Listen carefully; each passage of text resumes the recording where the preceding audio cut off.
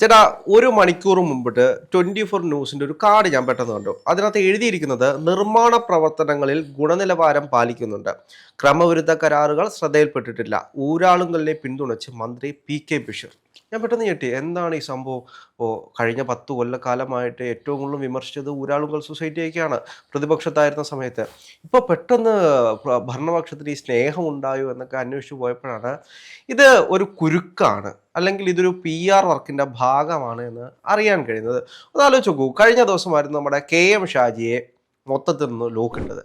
ഇപ്പോൾ നമ്മുടെ വിദ്യാഭ്യാസ മന്ത്രിയായിരുന്നു ആദ്യം, അത് കഴിഞ്ഞ് നമ്മുടെ KM ഷാജി, അത് കഴിഞ്ഞിട്ട് ഇപ്പോൾ അടുത്ത ആൾ വന്നിരിക്കുകയാണ്. ഇത് യഥാർത്ഥത്തില് മുസ്ലിം ലീഗിന്റെ ഓരോ നേതാക്കന്മാരെയും നോട്ടമിട്ടുകൊണ്ട് അവർക്കെതിരെ പണി കൊടുക്കുന്നതാണോ?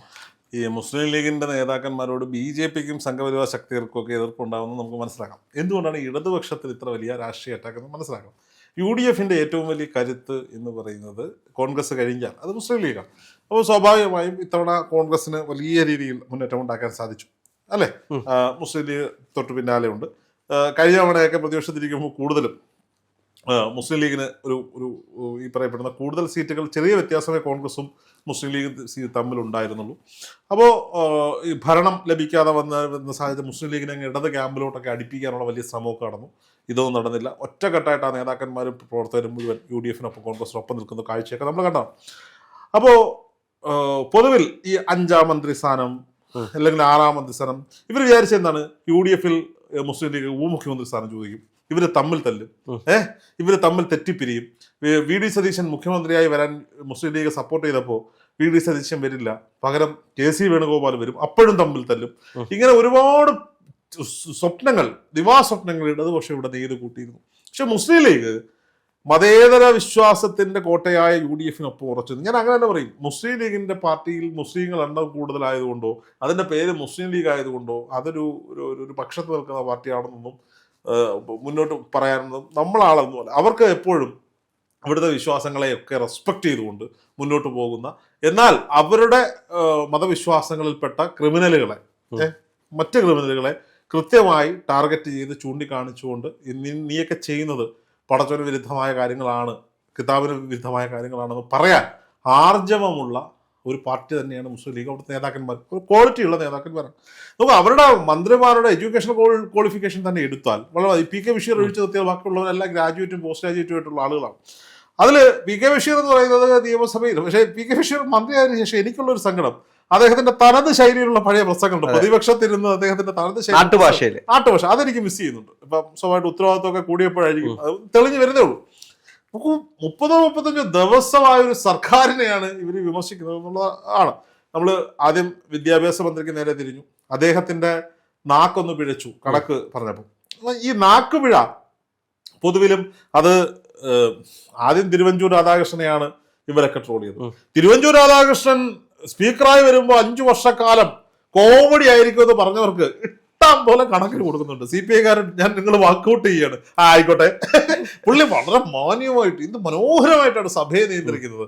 റെസ്പെക്റ്റോടുകൂടി പറയാറുള്ളതെല്ലാം പറഞ്ഞ് കൃത്യമായി അദ്ദേഹം സഭയെ നിയന്ത്രിക്കുന്നു. രണ്ടാമത് V. ശിവൻകുട്ടിയാണ്.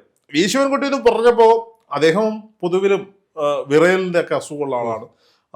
അദ്ദേഹത്തിന് അക്കങ്ങൾ കൂട്ടി വായിക്കാനുള്ള വിദ്യാഭ്യാസം, അദ്ദേഹം ഒന്നുമില്ലെങ്കിലും LLB കംപ്ലീറ്റഡ് ആണ്, പാസ്ഔട്ട് ആയിട്ടില്ല, ജയിച്ചോന്ന് എനിക്കറിയില്ല, പക്ഷെ LLB വരെ ക്വാളിഫിക്കേഷൻ ഉള്ള മനുഷ്യനാണ്. അദ്ദേഹത്തെ ട്രോളി. പിന്നീട് ഷംസുദ്ദീൻ മന്ത്രിയെ ട്രോളി. ഈ ട്രോളിയ മാധ്യമ പ്രവർത്തകർ, കഴിഞ്ഞ ദിവസം ഞാൻ കണ്ടതാണ് ഒരു ചാനൽ ചർച്ചയിൽ, ഒരു സ്ത്രീ അവതാരക, കേരളത്തിലെ ഫേമസ് അവതാരക, ഇത് കൂട്ടി വായിച്ചപ്പോൾ തെറ്റിയിട്ട് ഒരു മിനിറ്റ് ഒന്ന് ഹോൾഡ് ചെയ്തിട്ട് ഇതൊക്കെ വായിക്കുമ്പോൾ തെറ്റുന്നത് സ്വാഭാവികമാണ്, അതുകൊണ്ട് ശ്രദ്ധിച്ച് വായിക്കണമെന്ന് വീണ്ടും ഇത് കറക്റ്റ് ചെയ്ത് വായിച്ചു. അപ്പോ ആർക്ക് വേണമെങ്കിലും തെറ്റാ, ഇല്ലേ?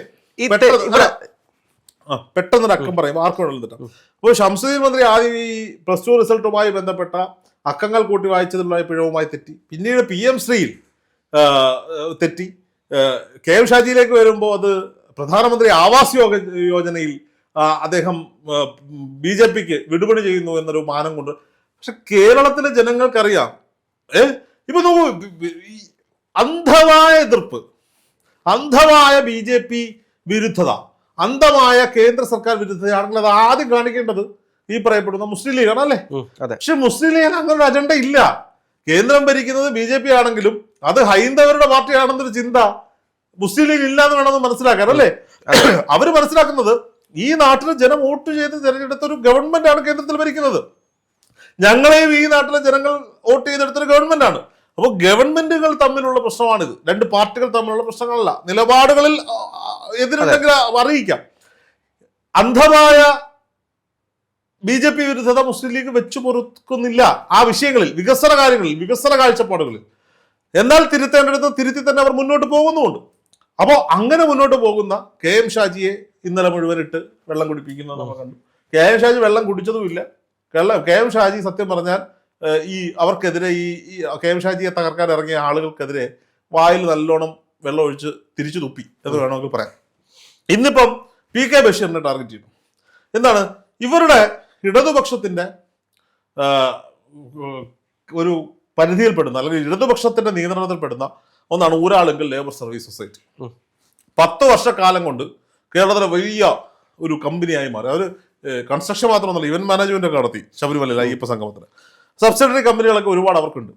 അപ്പോൾ 10 വർഷക്കാലത്തെ പിണറായി വിജയൻ സർക്കാരിന്റെ കാലഘട്ടത്തിൽ വളർന്നു വന്ന ഊരാളുങ്കൽ ലേബർ സർവീസ് സൊസൈറ്റി ഇടതുപക്ഷത്തിന്റെ ഇലക്ഷൻ അടക്കമുള്ള മറ്റു കാര്യങ്ങളിൽ വലിയ ഫണ്ടറായിരുന്നു എന്നുള്ള കാര്യത്തിൽ ആർക്കും സംശയമൊന്നുമില്ല.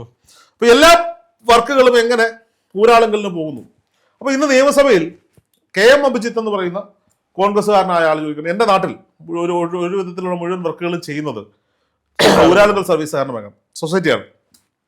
ഈ സർവീസ് സൊസൈറ്റി ചെയ്യുമ്പോൾ തന്നെ കാലതാമസം ഉണ്ടാകുമ്പോൾ അതുവഴി സർക്കാരിന് നഷ്ടം ഉണ്ടാകുന്നുണ്ടോ? അങ്ങനെ നഷ്ടം ഉണ്ടാകുന്നുണ്ടെങ്കിൽ അത് അവരിൽ നിന്ന് ഈടാക്കുന്നുണ്ടോ? ഇവരുടെ പദ്ധതികളുമായി ബന്ധപ്പെട്ട് കരാർ കൊടുത്തതിൽ എന്തെങ്കിലും തിരിമറികൾ നടന്നതായി മന്ത്രിയുടെ ശ്രദ്ധയിൽപ്പെട്ടു. ഇതാണ് ചോദ്യം. 30-35 ദിവസമായിട്ടുള്ള മന്ത്രി അധികാരത്തിലേക്ക് എത്തിയിട്ട് PK ബഷീറിന് മറുപടി പറഞ്ഞത്, ഒരു ടെൻഡർ നടപടി സ്വീകരിച്ചാൽ ആ ടെൻഡർ നടപടി പ്രകാരം അതിന്റെ നിശ്ചിത കാലാവധിക്കുള്ളിൽ ചെയ്തു തീർക്കുക എന്നത് ആ കരാർ കമ്പനിയുടെ ഉത്തരവാദിത്തമാണ്. കമ്പനി പണി തീർത്തില്ലെങ്കിൽ അത് എക്സ്റ്റെൻഡ് ചെയ്ത് കൊടുക്കുവാനുള്ള ഓപ്ഷൻ ഉണ്ട്. പിഴയിട്ട് എക്സ്റ്റെൻഡ് ചെയ്ത് കൊടുക്കും, ഫൈനോടുകൂടി എക്സ്റ്റെൻഡ് ചെയ്ത് കൊടുക്കും. ഈ എക്സ്റ്റെൻഡ് ചെയ്ത് കൊടുക്കുമ്പോൾ ഉണ്ടാകുന്ന നഷ്ടം, മെറ്റീരിയൽ കോസ്റ്റിലടക്കം ലേബർ കോസ്റ്റിലടക്കം പല കാര്യങ്ങളിലും ഉണ്ടാകുന്ന നഷ്ടം, അത് ആ കരാർ കമ്പനിയുടെ മാത്രം ഉത്തരവാദിത്തമാണ്. അദ്ദേഹത്തിന് അതല്ലേ ഫാക്ട് ഉള്ളതല്ലേ പറയാൻ പറ്റൂ. അത് ഊരാളുങ്കൽ എന്നല്ല, ഏത് കമ്പനിയുടേതായാലും അതാണ് നിയമം. ഊരാളുങ്കലുമായി ബന്ധപ്പെട്ട് കൊടുത്ത കരാറുകളിൽ എന്തെങ്കിലും അഴിമതി ശ്രദ്ധയിൽപ്പെട്ടിട്ടുണ്ടോ എന്ന് ചോദിച്ചപ്പോൾ അദ്ദേഹം പറഞ്ഞു, തിരിമറികൾ ശ്രദ്ധയിൽപ്പെട്ടിട്ടില്ല.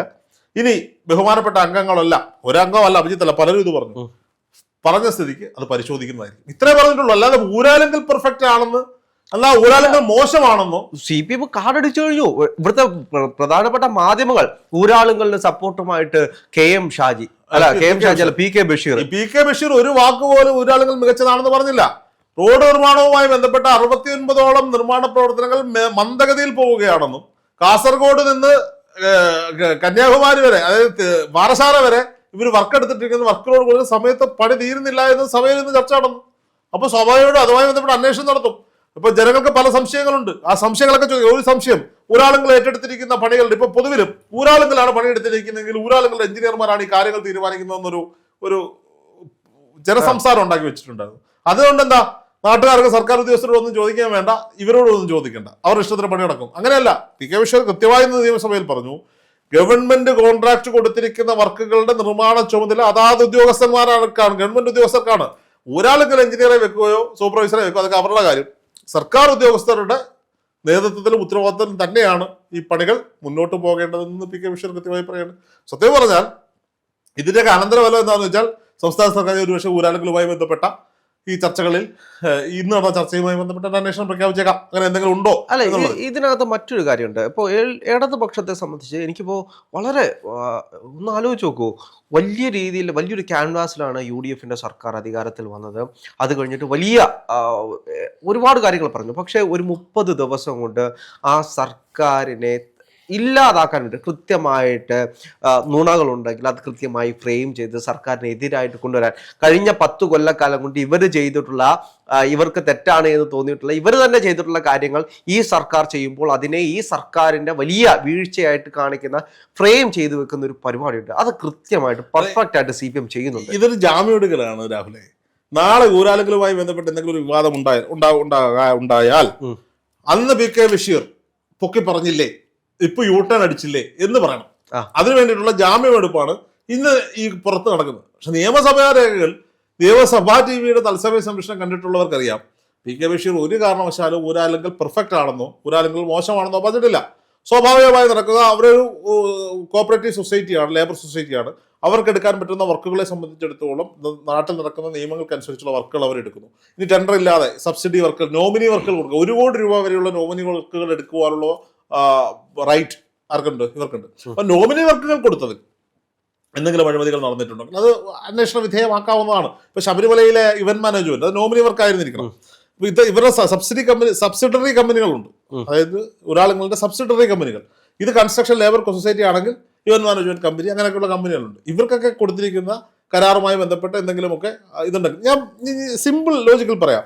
ഒരു പഞ്ചായത്തിൽ ഒരു 7-8 കോൺട്രാക്ടർമാരുണ്ടാവും, സ്ഥിരമായി വർക്ക് എടുക്കുന്ന ആ നാട്ടിലെ 7-8 കോൺട്രാക്ടർ.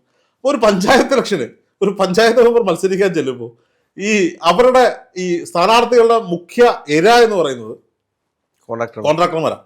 ഒരു ഇലക്ഷൻ ഫണ്ട് 10,000 രൂപ, 20,000, 50,000 രൂപ പാർട്ടി പരിപാടി അടക്കം ആദ്യം വിളിക്കുന്ന അവിടുത്തെ കോൺട്രാക്ടർമാരാണ് അല്ലേ. ഇതിനെയാണ് സംസ്ഥാന സർക്കാർ എന്താണ് ചെയ്തത്? അവരൊരു കോൺട്രാക്ടറെ ഉണ്ടാക്കി, അതായത് സ്വന്തമായിട്ട് സൊസൈറ്റി ഉണ്ടാക്കി. നാട്ടിലെ പണിയല്ല അവർക്ക് കൊടുക്കാനുള്ള ഒത്താശ ചെയ്ത് കൊടുത്തു. ഊരാളുങ്കൽ ഒരു പരിപാടി, എന്നിട്ട് ഇവരൊരു ഇമേജ് ഉണ്ടാക്കി വെച്ചു, ഇത് മൊത്തം ഊരാളുങ്കൽ ഇങ്ങനെയാണ്. അപ്പോൾ വലിയ കൺകിട കമ്പനികളാവും അവിടെ ഊരാളുങ്കലുടെയാണ്. ഇപ്പൊ ഉദാഹരണം പറഞ്ഞാൽ ഞാൻ ഞങ്ങളുടെ നാട്ടില് ഒരു 6 കോൺട്രാക്ടർമാരുണ്ട്. അപ്പോൾ പുറത്തുള്ള മേലില്ല പഞ്ചായത്ത് അവർ 6 രൂപ കിടന്ന് തെള്ളുകൂടെ, ഇനി അങ്ങോട്ട് പോയിട്ട് എന്ത് ചെയ്യാനാ എന്ന് പറയുന്ന ഒരു സാഹചര്യം. ഇത് തന്നെയാണ് ഇത് വലിയ വർക്കുകളല്ലേ, വലിയ കമ്പനികൾക്ക് മാത്രം എടുക്കാൻ പറ്റുന്ന വർക്കുകളാണ്. അപ്പൊ ഇത് എന്താ പറയാ, അങ്ങനെ സെറ്റ് ചെയ്ത് വെച്ചിരിക്കുകയാണ്. അതിന്റെ പെർസെന്റേജ് ഒക്കെ എന്തായാലും അതിന്റെ വേണ്ടപ്പെട്ടവർക്ക് എത്തിക്കണം. അത് അന്വേഷിച്ചാലും കിട്ടാൻ പോകുന്നില്ല അല്ലേ. ഇപ്പൊ ഞാൻ പറയാം, ഞാൻ പണ്ട് കരാർ പണി ചെയ്തിട്ടുണ്ട്, ഒരുപാട് റോഡുകളും പാലങ്ങളും ഒക്കെ പഠിച്ചു. ഞാൻ കൊടുക്കേണ്ടത് എനിക്ക് ആദ്യ ഘട്ടത്തിലാണ് കൊടുക്കുന്നത്, പിന്നെ ഞാനത് നിർത്തി. അങ്ങനെയുള്ള പണി വന്നു ടെൻഡർ വർക്കുകളിലേക്ക്, നോമിനി വർക്കുകൾ മാറി ടെൻഡർ വർക്കുകളിലേക്ക് വന്നു. ഇതെല്ലാവർക്കും അറിയാം. ഇതെങ്ങനെ ഇയാൾ പിടിക്കാൻ പറ്റുക, ഇതെങ്ങനെ പിടിക്കാൻ പറ്റും? ഇപ്പൊ രാഹുല് PWD മിനിസ്റ്റർ ആണെന്ന് ഇരിക്കട്ടെ, ഞാനൊരു കരാറുകാരനാണ്, ഞാനൊരു വർക്ക് എടുത്തു. ആ വർക്കിന്റെ സുഗമമായ നടത്തിപ്പിന് വേണ്ടിയിട്ട് രാഹുൽ എനിക്ക് വഴിവിട്ട കുറച്ച് കാര്യങ്ങളൊക്കെ ചെയ്തു തന്നു. ഞാൻ രാഹുലിന് കുറച്ച് പൈസ കൊണ്ട് തരിക. പൈസ തന്നിട്ട് ഞാനും പറയത്തില്ല, മേടിച്ചെന്നിട്ട് രാഹുലും പറയത്തില്ല. ഇയാൾ എങ്ങനെ തെളിയിക്കും? അതെ. അപ്പോൾ വർക്കുകളിൽ പിന്നെ ക്വാളിറ്റി ഉണ്ടോ ഇല്ലയോ എന്നുള്ളത് പരിശോധന നടത്തിയാലേ അറിയാൻ പറ്റും. അപ്പോൾ ഗുണനിലവാര പരിശോധന ആവശ്യമെങ്കിൽ നടത്താമെന്നും പി കെ ബഷീർ പറയുന്നു. ഇതാണ് ഇതിന്റെ പ്രധാനപ്പെട്ട കാരണം. ഇത് കാണുന്ന ആളുകൾക്ക് അറിയത്തില്ല. കാർഡ് കാണുമ്പോൾ ആളുകൾ വിചാരിക്കും ഇത് നല്ലതാണെന്ന് ഇവരങ്ങ് പറഞ്ഞാണ്.